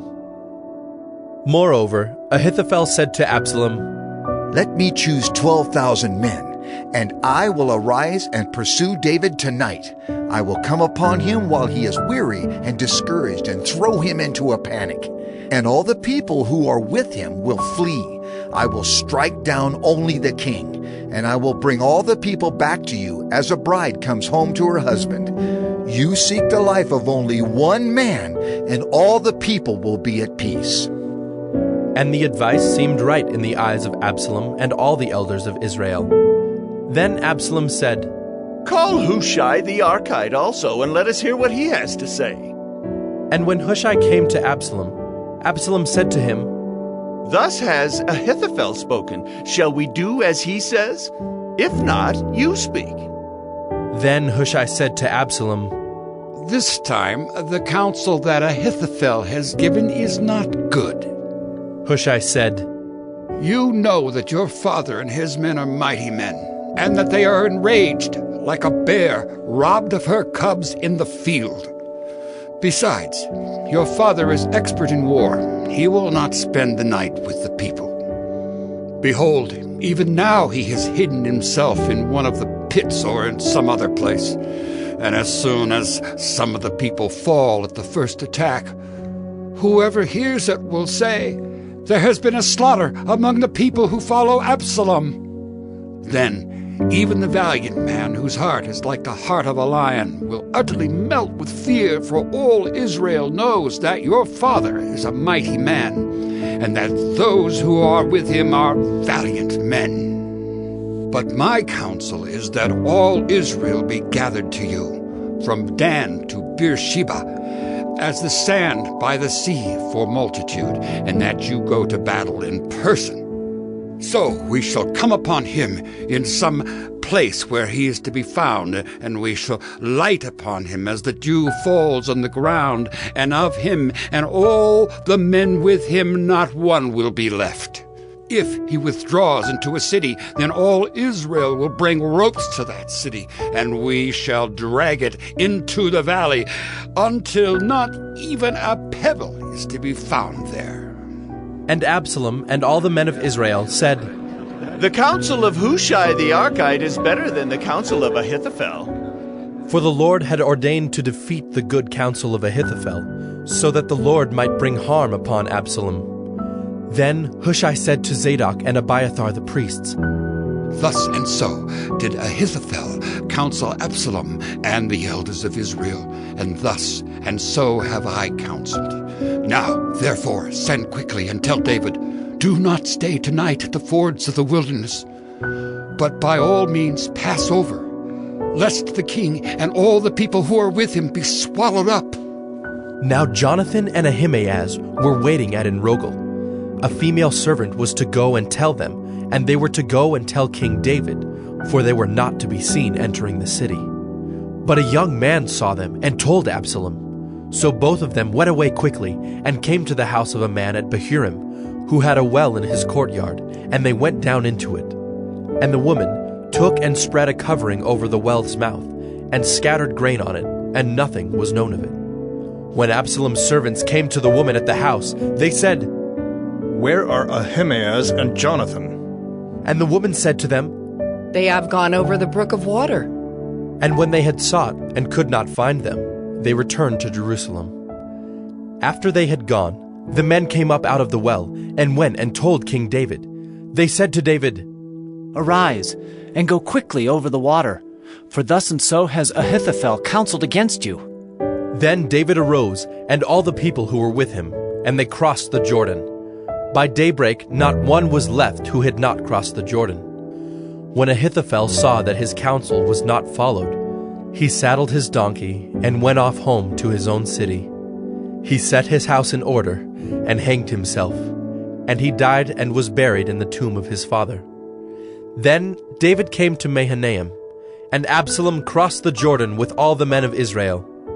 Now Absalom had set Amasa over the army instead of Joab. Amasa was the son of a man named Ithra the Ishmaelite, who had married Abigail, the daughter of Nahash, sister of Zeruiah, Joab's mother. And Israel and Absalom encamped in the land of Gilead. When David came to Mahanaim, Shobai, the son of Nahash from Rabbah of the Ammonites, and Machir, the son of Ammiel from Lo-debar, and Barzillai the Gileadite from Rogelim brought beds, basins, and earthen vessels, wheat, barley, flour, parched grain, beans, and lentils, honey and curds and sheep and cheese from the herd, for David and the people with him to eat. For they said, "The people are hungry and weary and thirsty in the wilderness." 2 Samuel 18. Then David mustered the men who were with him, and set over them commanders of thousands and commanders of hundreds. And David sent out the army, 1/3 under the command of Joab, 1/3 under the command of Abishai the son of Zeruiah, Joab's brother, and 1/3 under the command of Ittai the Gittite. And the king said to the men, "I myself will also go out with you." But the men said, "You shall not go out, for if we flee, they will not care about us. If half of us die, they will not care about us. But you are worth 10,000 of us. Therefore it is better that you send us help from the city." The king said to them, "Whatever seems best to you, I will do." So the king stood at the side of the gate, while all the army marched out by hundreds and by thousands. And the king ordered Joab and Abishai and Ittai, "Deal gently, for my sake, with the young man Absalom." And all the people heard when the king gave orders to all the commanders about Absalom. So the army went out into the field against Israel, and the battle was fought in the forest of Ephraim. And the men of Israel were defeated there by the servants of David, and the loss there was great on that day, 20,000 men. The battle spread over the face of all the country, and the forest devoured more people that day than the sword. And Absalom happened to meet the servants of David. Absalom was riding on his mule, and the mule went under the thick branches of a great oak, and his head caught fast in the oak, and he was suspended between heaven and earth, while the mule that was under him went on. And a certain man saw it, and told Joab, "Behold, I saw Absalom hanging in an oak." Joab said to the man who told him, "What? You saw him? Why then did you not strike him there to the ground? I would have been glad to give you 10 pieces of silver and a belt." But the man said to Joab, "Even if I felt in my hand the weight of 1,000 pieces of silver, I would not reach out my hand against the king's son. For in our hearing the king commanded you and Abishai and Ittai, for my sake protect the young man Absalom. On the other hand, if I had dealt treacherously against his life, and there is nothing hidden from the king, then you yourself would have stood aloof." Joab said, "I will not waste time like this with you."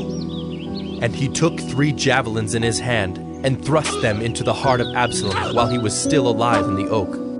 And 10 young men, Joab's armor-bearers, surrounded Absalom and struck him and killed him. Then Joab blew the trumpet, and the troops came back from pursuing Israel, for Joab restrained them.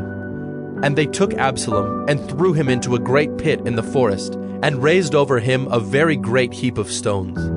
And all Israel fled, everyone to his own home. Now Absalom in his lifetime had taken and set up for himself the pillar that is in the king's valley, for he said, "I have no son to keep my name in remembrance." He called the pillar after his own name, and it is called Absalom's monument to this day. Then Ahimaaz the son of Zadok said, "Let me run and carry news to the king that the Lord has delivered him from the hand of his enemies." And Joab said to him, "You are not to carry news today. You may carry news another day, but today you shall carry no news, because the king's son is dead." Then Joab said to the Cushite, "Go, tell the king what you have seen." The Cushite bowed before Joab and ran. Then Ahimaaz the son of Zadok said again to Joab, "Come what may, let me also run after the Cushite." And Joab said, "Why will you run, my son, seeing that you will have no reward for the news?" "Come what may," he said, "I will run." So he said to him, "Run!" Then Ahimaaz ran by the way of the plain, and outran the Cushite. Now David was sitting between the 2 gates, and the watchman went up to the roof of the gate by the wall. And when he lifted up his eyes and looked, he saw a man running alone. The watchman called out and told the king. And the king said, "If he is alone, there is news in his mouth."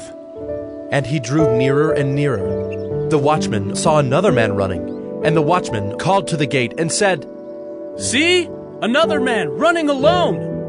The king said, "He also brings news." The watchman said, "I think the running of the first is like the running of Ahimaaz, the son of Zadok." And the king said, "He is a good man and comes with good news." Then Ahimaaz cried out to the king, "All is well." And he bowed before the king with his face to the earth, and said, "Blessed be the Lord your God, who has delivered up the men who raised their hand against my lord the king." And the king said, "Is it well with the young man Absalom?" Ahimaaz answered, "When Joab sent the king's servant, your servant, I saw a great commotion, but I do not know what it was." And the king said, "Turn aside and stand here." So he turned aside and stood still. And behold, the Cushite came, and the Cushite said, "Good news for my lord the king, for the Lord has delivered you this day from the hand of all who rose up against you." The king said to the Cushite, "Is it well with the young man Absalom?" And the Cushite answered, "May the enemies of my lord the king and all who rise up against you for evil be like that young man." And the king was deeply moved, and went up to the chamber over the gate, and wept. And as he went, he said, "Oh, my son Absalom, my son Absalom! Would I had died instead of you, O Absalom! My son!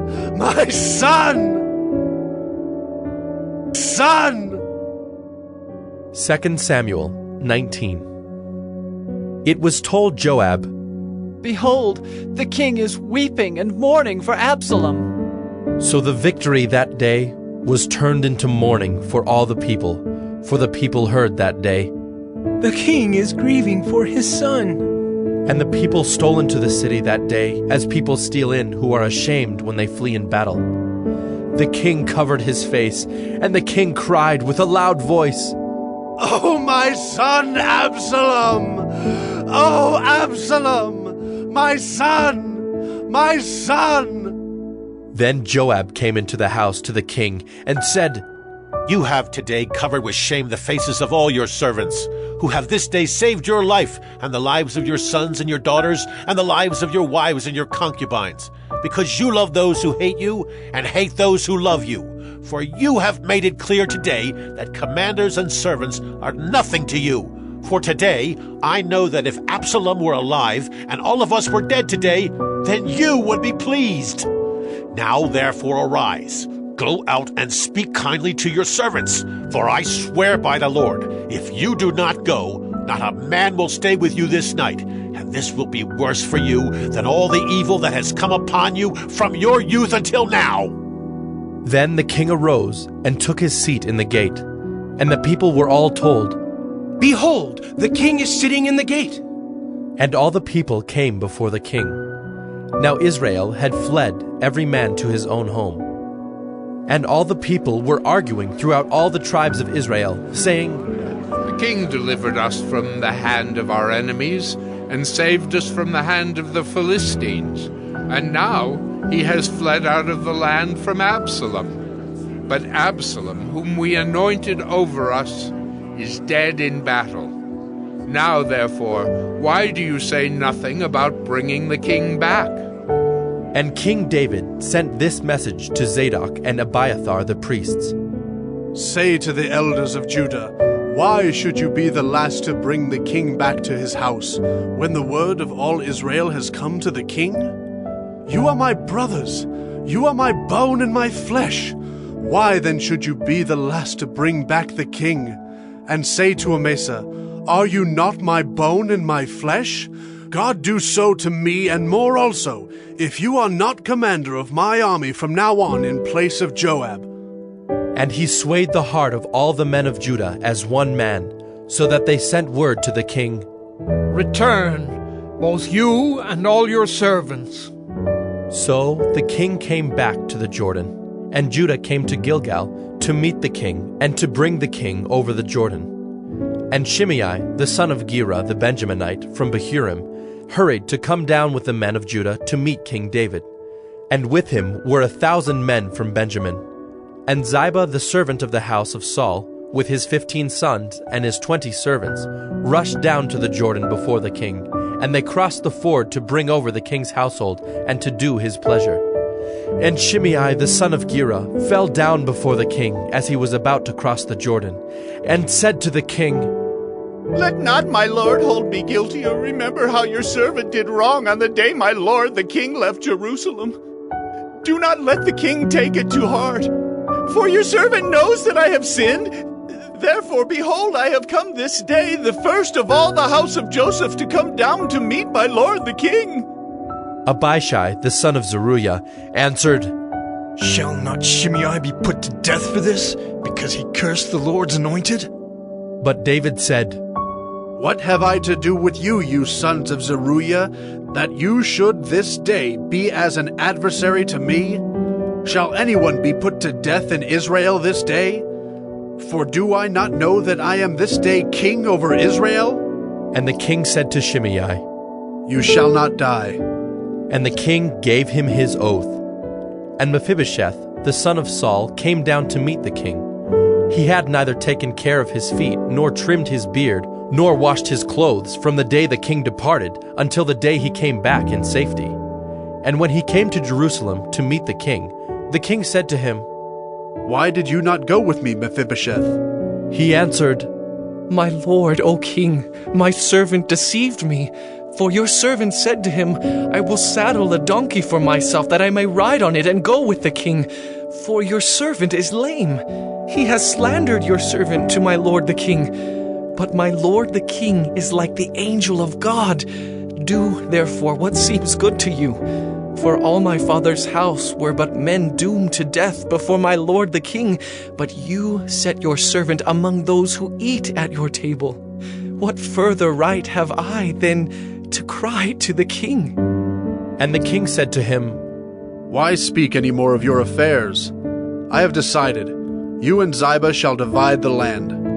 And Mephibosheth said to the king, Oh, let him take it all, since my lord the king has come safely home. Now Barzillai the Gileadite had come down from Rogelim, and he went on with the king to the Jordan to escort him over the Jordan. Barzillai was a very aged man, 80 years old. He had provided the king with food while he stayed at Mahanaim, for he was a very wealthy man.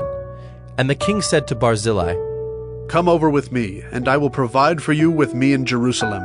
But Barzillai said to the king, How many years have I still to live, that I should go up with the king to Jerusalem? I am this day 80 years old. Can I discern what is pleasant and what is not? Can your servant taste what he eats or what he drinks? Can I still listen to the voice of singing men and singing women? Why then should your servant be an added burden to my lord the king? Your servant will go a little way over the Jordan with the king. Why should the king repay me with such a reward? Please let your servant return, that I may die in my own city, near the grave of my father and my mother. But here is your servant Kimham. Let him go over with my lord the king, and do for him whatever seems good to you. And the king answered, Kimham shall go over with me, and I will do for him whatever seems good to you, and all that you desire of me I will do for you. Then all the people went over the Jordan, and the king went over. And the king kissed Barzillai and blessed him, and he returned to his own home. The king went on to Gilgal, and Kimham went on with him. All the people of Judah, and also half the people of Israel, brought the king on his way.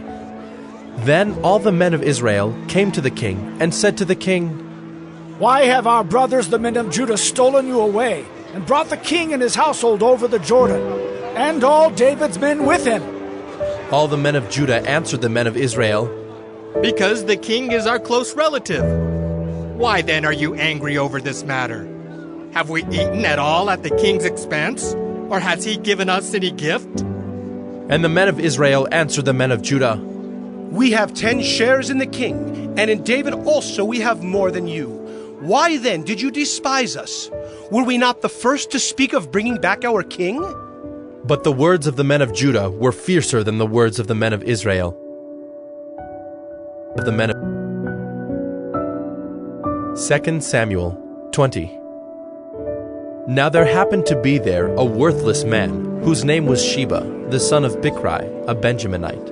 And he blew the trumpet and said, "We have no portion in David, and we have no inheritance in the son of Jesse. Every man to his tents, O Israel!" So all the men of Israel withdrew from David and followed Sheba the son of Bichri. But the men of Judah followed their king steadfastly from the Jordan to Jerusalem. And David came to his house at Jerusalem. And the king took the 10 concubines whom he had left to care for the house, and put them in a house under guard, and provided for them, but did not go into them. So they were shut up until the day of their death, living as if in widowhood. Then the king said to Amasa, "Call the men of Judah together to me within 3 days, and be here yourself." So Amasa went to summon Judah, but he delayed beyond the set time that had been appointed him. And David said to Abishai, "Now Sheba, the son of Bichri, will do us more harm than Absalom. Take your lord's servants and pursue him, lest he get himself to fortified cities and escape from us." And there went out after him Joab's men, and the Kerethites and the Pelethites, and all the mighty men. They went out from Jerusalem to pursue Sheba the son of Bichri. When they were at the great stone that is in Gibeon, Amasa came to meet them. Now Joab was wearing a soldier's garment, and over it was a belt with a sword in its sheath, fastened on his thigh. And as he went forward, it fell out. And Joab said to Amasa, "Is it well with you, my brother?" And Joab took Amasa by the beard with his right hand to kiss him. But Amasa did not observe the sword that was in Joab's hand. So Joab struck him with it in the stomach, and spilled his entrails to the ground without striking a second blow, and he died. Then Joab and Abishai his brother pursued Sheba the son of Bichri. And one of Joab's young men took his stand by Amasa and said, "Whoever favors Joab, and whoever is for David, let him follow Joab." And Amasa lay wallowing in his blood in the highway. And anyone who came by, seeing him, stopped. And when the man saw that all the people stopped, he carried Amasa out of the highway into the field and threw a garment over him. When he was taken out of the highway, all the people went on after Joab to pursue Sheba the son of Bichri. And Sheba passed through all the tribes of Israel to Abel of Beth-maachah, and all the Bichrites assembled and followed him in. And all the men who were with Joab came and besieged him in Abel of Beth-maachah. They cast up a mound against the city, and it stood against the rampart, and they were battering the wall to throw it down. Then a wise woman called from the city, "Listen! Listen!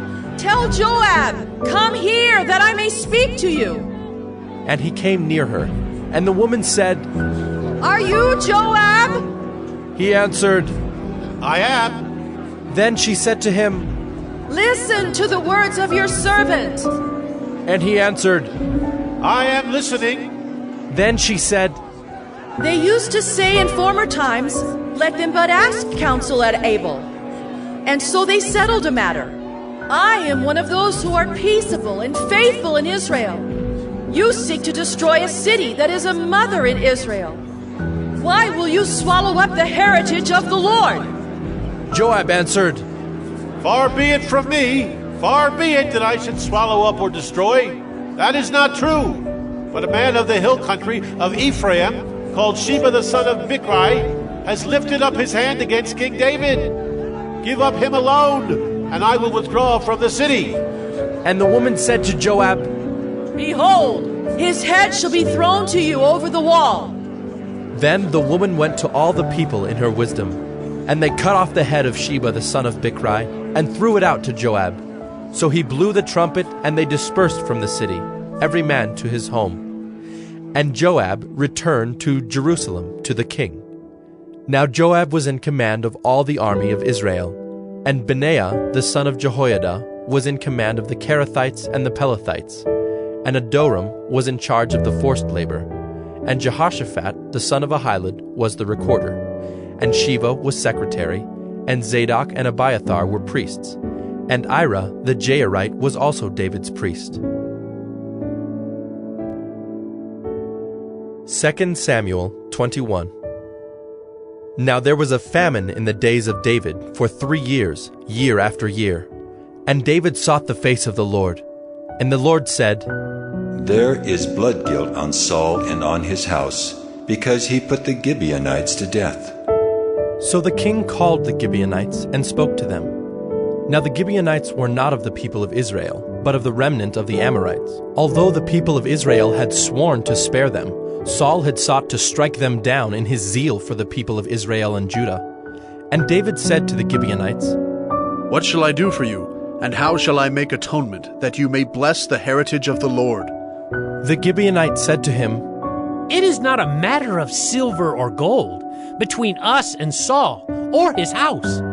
Neither is it for us to put any man to death in Israel. And he said, What do you say that I shall do for you? They said to the king, The man who consumed us and planned to destroy us, so that we should have no place in all the territory of Israel. Let 7 of his sons be given to us, so that we may hang them before the Lord at Gibeah of Saul, the chosen of the Lord. And the king said, I will give them. But the king spared Mephibosheth, the son of Saul's son, Jonathan, because of the oath of the Lord that was between them, between David and Jonathan, the son of Saul. The king took the 2 sons of Rizpah, the daughter of Aiah, whom she bore to Saul, Armoni and Mephibosheth, and the 5 sons of Merab, the daughter of Saul, whom she bore to Adriel, the son of Barzillai the Maholathite. And he gave them into the hands of the Gibeonites, and they hanged them on the mountain before the Lord, and the 7 of them perished together. They were put to death in the first days of harvest, at the beginning of barley harvest. Then Rizpah, the daughter of Aiah, took sackcloth and spread it for herself on the rock, from the beginning of harvest until rain fell upon them from the heavens. And she did not allow the birds of the air to come upon them by day, or the beasts of the field by night. When David was told what Rizpah, the daughter of Aiah, the concubine of Saul, had done, David went and took the bones of Saul and the bones of his son Jonathan from the men of Jabesh-Gilead, who had stolen them from the public square of Bethshan, where the Philistines had hanged them, on the day the Philistines killed Saul on Gilboa. And he brought up from there the bones of Saul and the bones of his son Jonathan, and they gathered the bones of those who were hanged. And they buried the bones of Saul and his son Jonathan in the land of Benjamin in Zelah, in the tomb of Kish his father. And they did all that the king commanded. And after that, God responded to the plea for the land. There was war again between the Philistines and Israel, and David went down together with his servants, and they fought against the Philistines. And David grew weary. And Ishbi-Benob, one of the descendants of the giants, whose spear weighed 300 shekels of bronze, and who was armed with a new sword, thought to kill David. But Abishai, the son of Zeruiah, came to his aid and attacked the Philistine and killed him. Then David's men swore to him, You shall no longer go out with us to battle, lest you quench the lamp of Israel. After this, there was again war with the Philistines at Gob. Then Sibbecai, the Hushathite, struck down Saph, who was one of the descendants of the giants. And there was again war with the Philistines at Gob, and Elhanan, the son of Jaare-Oregim, the Bethlehemite, struck down Goliath the Gittite, the shaft of whose spear was like a weaver's beam. And there was again war at Gath, where there was a man of great stature, who had 6 fingers on each hand and 6 toes on each foot, 24 in number. And he also was descended from the giants. And when he taunted Israel, Jonathan, the son of Shimei, David's brother, struck him down. These 4 were descended from the giants in Gath, and they fell by the hand of David and by the hand of his servants. 2 Samuel 22. And David spoke to the Lord the words of this song on the day when the Lord delivered him from the hand of all his enemies and from the hand of Saul. He said, The Lord is my rock and my fortress and my deliverer, my God, my rock in whom I take refuge, my shield, and the horn of my salvation, my stronghold and my refuge, my Savior. You save me from violence. I call upon the Lord, who is worthy to be praised, and I am saved from my enemies. For the waves of death encompassed me, the torrents of destruction assailed me, the cords of Sheol entangled me, the snares of death confronted me. In my distress I called upon the Lord. To my God I called. From his temple he heard my voice, and my cry came to his ears. Then the earth reeled and rocked, the foundations of the heavens trembled and quaked, because he was angry. Smoke went up from his nostrils, and devouring fire from his mouth. Glowing coals flamed forth from him. He bowed the heavens and came down. Thick darkness was under his feet. He rode on a cherub and flew. He was seen on the wings of the wind. He made darkness around him his canopy, thick clouds, a gathering of water. Out of the brightness before him coals of fire flamed forth. The Lord thundered from heaven, and the Most High uttered his voice. And he sent out arrows and scattered them, lightning and routed them. Then the channels of the sea were seen, the foundations of the world were laid bare, at the rebuke of the Lord, at the blast of the breath of his nostrils. He sent from on high, he took me, he drew me out of many waters. He rescued me from my strong enemy, from those who hated me, for they were too mighty for me. They confronted me in the day of my calamity, but the Lord was my support. He brought me out into a broad place. He rescued me, because he delighted in me. The Lord dealt with me according to my righteousness. According to the cleanness of my hands he rewarded me. For I have kept the ways of the Lord, and have not wickedly departed from my God. For all his rules were before me, and from his statutes I did not turn aside. I was blameless before him, and I kept myself from guilt. And the Lord has rewarded me according to my righteousness, according to my cleanness in his sight. With the merciful you show yourself merciful. With the blameless man you show yourself blameless. With the purified you deal purely, and with the crooked you make yourself seem tortuous. You save a humble people, but your eyes are on the haughty to bring them down. For you are my lamp, O Lord, and my God lightens my darkness. For by you I can run against a troop, and by my God I can leap over a wall. This God, his way is perfect. The word of the Lord proves true. He is a shield for all those who take refuge in him. For who is God but the Lord? And who is a rock except our God? This God is my strong refuge and has made my way blameless. He made my feet like the feet of a deer and set me secure on the heights. He trains my hands for war so that my arms can bend a bow of bronze. You have given me the shield of your salvation, and your gentleness made me great. You gave a wide place for my steps under me, and my feet did not slip. I pursued my enemies and destroyed them, and did not turn back until they were consumed. I consumed them. I thrust them through so that they did not rise. They fell under my feet. For you equipped me with strength for the battle.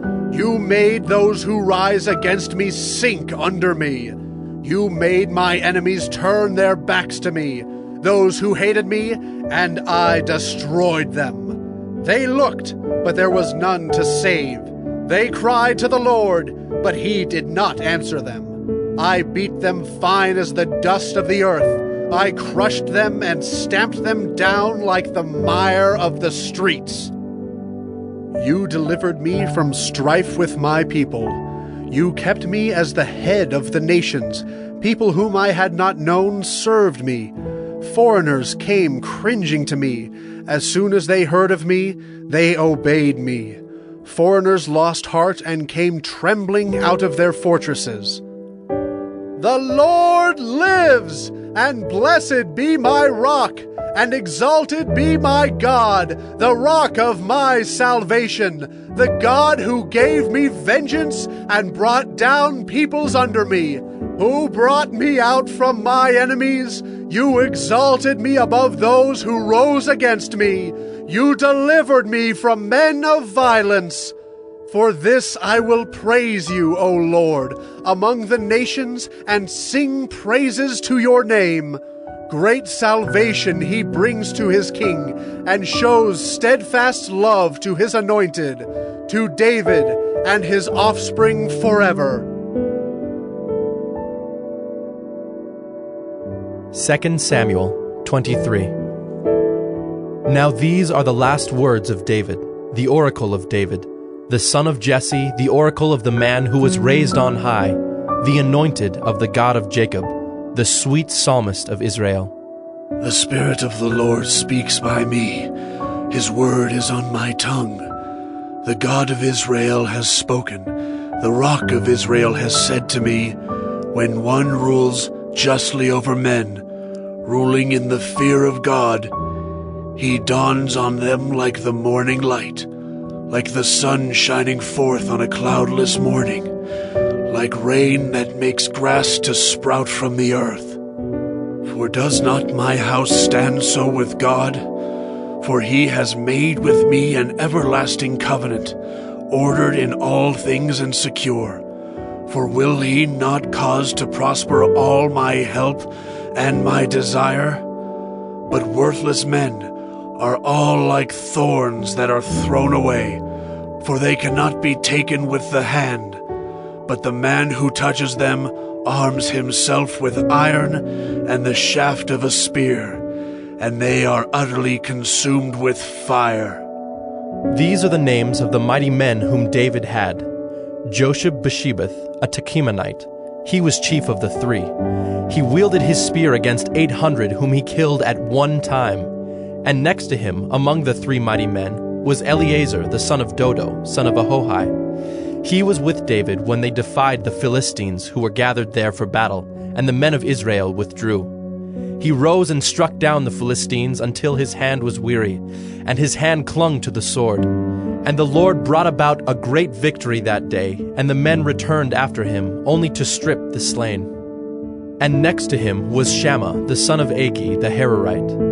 The Philistines gathered together at Lehi, where there was a plot of ground full of lentils, and the men fled from the Philistines. But he took his stand in the midst of the plot, and defended it, and struck down the Philistines, and the Lord worked a great victory. And 3 of the 30 chief men went down and came about harvest time to David at the cave of Adullam, when a band of Philistines was encamped in the valley of Rephaim. David was then in the stronghold, and the garrison of the Philistines was then at Bethlehem. And David said longingly, "Oh, that someone would give me water to drink from the well of Bethlehem that is by the gate." Then the 3 mighty men broke through the camp of the Philistines, and drew water out of the well of Bethlehem that was by the gate, and carried and brought it to David. But he would not drink of it. He poured it out to the Lord, and said, "Far be it from me, O Lord, that I should do this. Shall I drink the blood of the men who went at the risk of their lives?" Therefore he would not drink it. These things the 3 mighty men did. Now Abishai, the brother of Joab, the son of Zeruiah, was chief of the 30. And he wielded his spear against 300 men, and killed them, and won a name beside the 3. He was the most renowned of the 30, and became their commander, but he did not attain to the 3.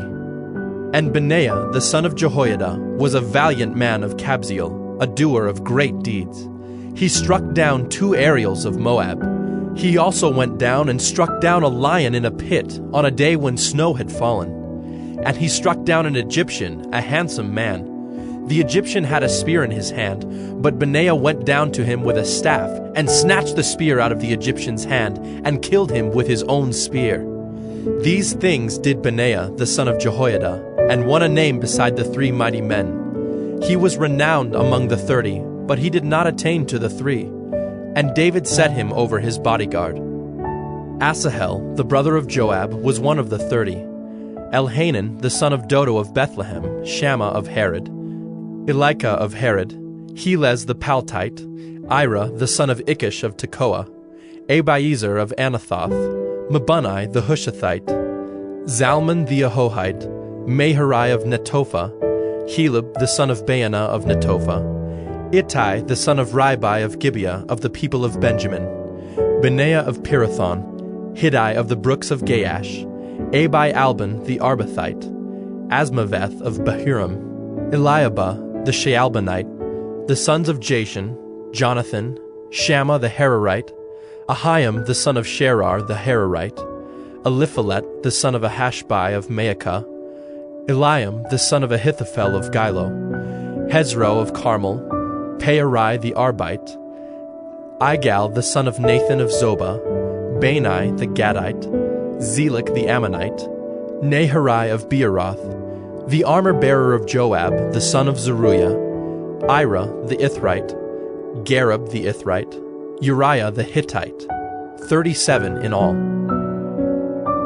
37 in all. 2 Samuel 24. Again the anger of the Lord was kindled against Israel, and he incited David against them, saying, Go, number Israel and Judah. So the king said to Joab, the commander of the army who was with him, Go through all the tribes of Israel, from Dan to Beersheba, and number the people, that I may know the number of the people. But Joab said to the king, May the Lord your God add to the people 100 times as many as they are, while the eyes of my lord the king still see it. But why does my lord the king delight in this thing? But the king's word prevailed against Joab and the commanders of the army. So Joab and the commanders of the army went out from the presence of the king to number the people of Israel. They crossed the Jordan and began from Aroer and from the city that is in the middle of the valley toward Gad and on to Jazer. Then they came to Gilead and to Kadesh in the land of the Hittites. And they came to Dan, and from Dan they went around to Sidon and came to the fortress of Tyre and to all the cities of the Hivites and Canaanites. And they went out to the Negeb of Judah at Beersheba. So when they had gone through all the land, they came to Jerusalem at the end of 9 months and 20 days. And Joab gave the sum of the numbering of the people to the king. In Israel there were 800,000 valiant men who drew the sword, and the men of Judah were 500,000. But David's heart struck him after he had numbered the people. And David said to the Lord, I have sinned greatly in what I have done. But now, O Lord, please take away the iniquity of your servant, for I have done very foolishly. And when David arose in the morning, the word of the Lord came to the prophet Gad, David's seer, saying, Go and say to David, Thus says the Lord, 3 things I offer you. Choose one of them that I may do it to you. So Gad came to David and told him, and said to him, Shall 3 years of famine come to you in your land? Or will you flee 3 months before your foes while they pursue you? Or shall there be 3 days' pestilence in your land? Now consider and decide what answer I shall return to him who sent me. Then David said to Gad, I am in great distress. Let us fall into the hand of the Lord, for his mercy is great. But let me not fall into the hand of man. So the Lord sent a pestilence on Israel from the morning until the appointed time. And there died of the people from Dan to Beersheba 70,000 men. And when the angel stretched out his hand toward Jerusalem to destroy it, the Lord relented from the calamity and said to the angel who was working destruction among the people, It is enough. Now stay your hand. And the angel of the Lord was by the threshing floor of Araunah the Jebusite. Then David spoke to the Lord when he saw the angel who was striking the people, and said, Behold, I have sinned, and I have done wickedly. But these sheep, what have they done? Please, Let your hand be against me and against my father's house. And Gad came that day to David and said to him, Go up, raise an altar to the Lord on the threshing floor of Araunah the Jebusite. So David went up at Gad's word, as the Lord commanded. And when Araunah looked down, he saw the king and his servants coming on toward him. And Araunah went out and paid homage to the king with his face to the ground. And Araunah said, Why has my lord the king come to his servant? David said, To buy the threshing floor from you, in order to build an altar to the Lord, that the plague may be averted from the people. Then Araunah said to David, Let my lord the king take and offer up what seems good to him. Here are the oxen for the burnt offering and the threshing sledges, and the yokes of the oxen for the wood. All this, O King Araunah, gives to the king. And Araunah said to the king, May the Lord your God accept you. But the king said to Araunah, No, but I will buy it from you for a price. I will not offer burnt offerings to the Lord my God that cost me nothing. So David bought the threshing floor and the oxen for 50 shekels of silver. And David built there an altar to the Lord, and offered burnt offerings and peace offerings. So the Lord responded to the plea for the land, and the plague was averted from Israel.